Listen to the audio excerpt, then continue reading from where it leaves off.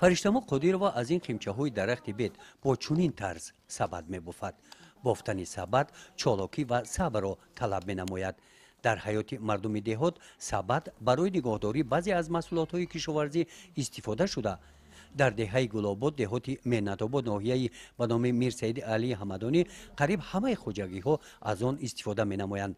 сабадбофӣ яке аз ҳунарҳои мардуми тоҷик буда бофтани он ҳунар аст. сабадҳо ана ҳамин хел вобаста ба ҳаҷмашон гуногун мешаванд. дар шароити имрӯза чунин сабадҳои хурд ҳангоми меҳмонӣ рафтан истифода мешаванд.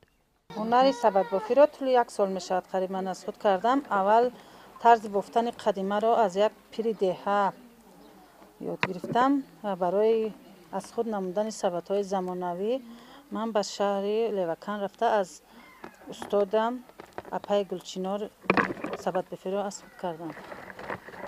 қариб 6 моҳ мешавад. аллакай 20 та шогирд тайёр кардам. курси сабадбофиро қариб ки тамом карда истодам. қариб 1 сол мешавад ки ман ба ҳамин бофтани сабад машғул ҳастам. сабадбофӣ яке аз ҳунарҳои фариштамо мебошад. ғайр аз он ин нақшунигорҳо, рафидаҳо ва дигар номгоҳи маҳсулотҳое ки инҷо гузошта шудаанд намунаҳое аз ҳунарҳои фариштамо ҳастанд. хеле хурд ҳунарманд шудам. аз синни 9 солагӣ 10 солагӣ вақте ки модарам ба духтани тоқӣ ё ки ширози тоқиро тайёр мекард ман ҳавасманд мешудам. бисёри вақт аз модарам пинҳонӣ нақшаеро широзҳои бофтаеро мегирифтам. гоҳе вайрон мекардам, гоҳе соз мекардам. хулас ҳамаи онҳоро аз худ кардам. ба ҳунарҳои мардумӣ ӯ аз айёми кӯдакӣ шурӯъ кардааст. устоди нахустинашро модараш медонад. устоди аввалини ман дар ҳаёт модарам ҳаст. ман вақте ки ҷуроб мебофт, нақш медохт, чӣ коре мекард ҳамаи онро аз худ кардам. инҷо тамоми ҳунарҳои ман дар мавриди тамошо ҳастанд. фақат ман ҳунари сабадбофиро нав қариб 1 сол шудааст аз як пири деҳа омӯхтам. хеле қадима мебофад. фариштаморо бо ин ҳунар на танҳо дар деҳаашон балки дар миқёси ноҳия ва видоят ва ҷумҳурӣ бисёриҳо мешиносанд ва эҳтиром мекунанд. иштирокчии чандин намоишҳои мардумӣ дар миқёси ҷумҳурӣ мебошад. ин сипоснамаҳо аз номи мақомотҳои гуногуни давлатӣ барои саҳми ӯ дар рушди ҳунарҳои мардумӣ тақдим карда шуданд. зиёда аз 10 сол мешавад ки ман ҳунарманд ҳастам. беҳад ба ман кӯмаки бисёр расонд. дар зиндагиам пешравӣ бисёр кардам. барои духтарону писарам хондан ба донишгоҳҳо фақат ба маблағи худам онҳоро ба донишгоҳҳо дохил кардам ва тавонистам ки онҳоро кӯмак расонам. ҳамчун модар онҳо бо худашон ҳам ҳунарманд ҳастанд. 2 та духтарам аввал ҳарчанд ки онҳо ба ихтисоси дигар муаллимагиро тамом карданд вале дар мактаби рақами 8 ба ҳайси муаллимаи таълими меҳнат шуда кор мекарданд. фариштамо дар самти омӯзонидани ҳунарҳои мардумӣ зиёда аз 500 шогирдонро тарбия намудааст.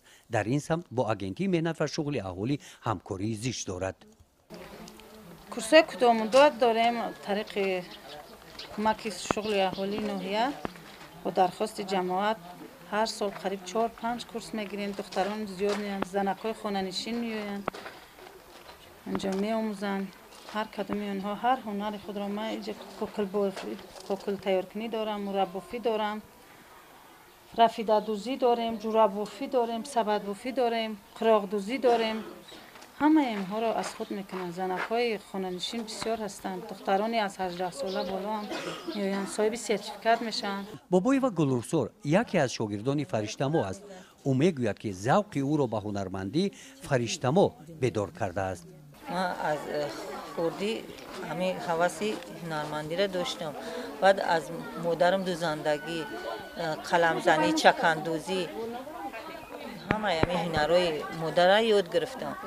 ана баъд омадам дар назди фариштамо қодирова бофандагӣ, мураббофӣ корои дигарро шавқманд шидем, духтем. баъди аз фариштамо қодирова омӯхтан шогирд тайёр кардем. мо ҳозир шогирд дорем. шогирдҳои куртадӯзӣ, қироғдӯзӣ, нақшдӯзӣ ҳамаи ҳамин ҳунарҳоро ба духтаро меомӯзем. баробари мо ҳозир 3-4 сол шид кор мекунад дар тамоми чораби ҳаст. همین هنرهای آموختگی به ما در زندگی کمک کردن. از این هنرها ما زندگی خود را پیش میبریم. در اویله فرزندان هم از پی مادر رفتند. رمزیه با وجود آنکه کارهای روزگارداری خود را به دوش دارد، وقتی معین به هنر مردمی مشغول می شود. من همه هنرهای مادرم را از خود کردم، لیکن بسیارتر به من مهربافی معقول است. 3 تا دختری دارم، هر سهش همین رو از خود کردن. دختری خردی هم از سن 5 سالگی در همین چوربینی می رود. به حد شوقش زیاد است.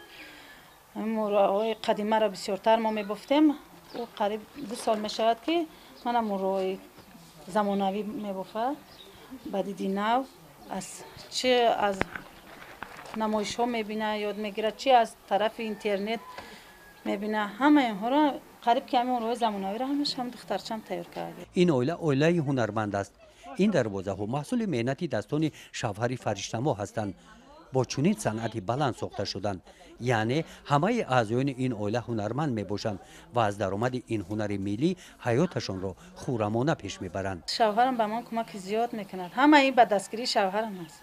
شوهرم کسب آهنگری دارن و همین رمکهایی که برای این موروها تیار کردن چی میکنم، همه اینها رو شوهرم به من تیار میکنه. خوشبختانه ما در زندگی یکدیگر فهمی داریم. اویله آنها از 5 نفر عبارت هستند. 2 نفر آموزگار، 1 نفر دانشجو و 2 نفر خواننده مکتب میانه. همه آنها هنرهای مردمی را از خود نمودند. ما در آینده میخوام که هنرام دوام بتونم. فقط نقشه اساسی ما همیه که یک مغازه فروش هنرهای مردمی برپا کنم. همین هنرها در فروش سیاها پیشکش کنم. چی خلال میرسونه بریم کار کنم؟ نرسیدن معاش، نرسیدن جای. میخوام که در یک راهی که گذرگاه باشه، گذرگاه بین المللی باشه. اونجا یکمون جام چی کنم